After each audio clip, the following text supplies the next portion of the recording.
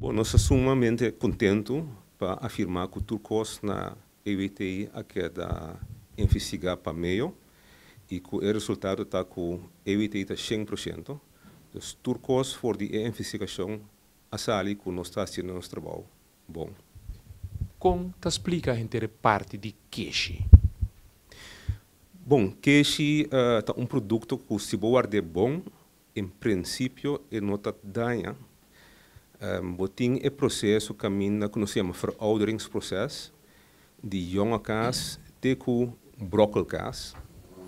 E, por exemplo, jonge kaas tem uma duração de 4 semanas. Jong belegen kaas é também depois de 8 semanas. Belegen kaas é também depois de 16 semanas. E assim, é sigue teórico chega na, o qual nós chamamos brokkelkaas, que está queixe de mais que 2 anos.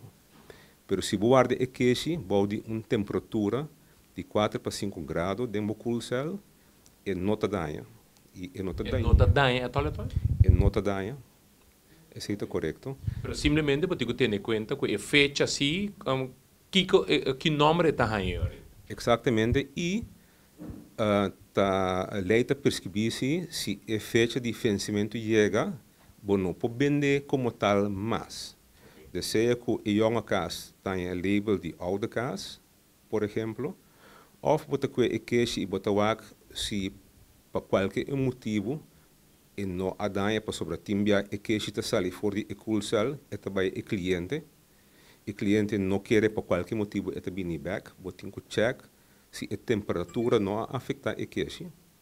Se esse não é o caso, vou por verwerk a queixe em qualquer outro produto.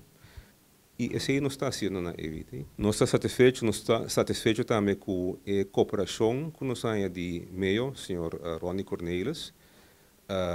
Nós atendemos na nossa colaboração e meio e senhor Cornelis atendem também na colaboração. Nós estamos contentes com isso.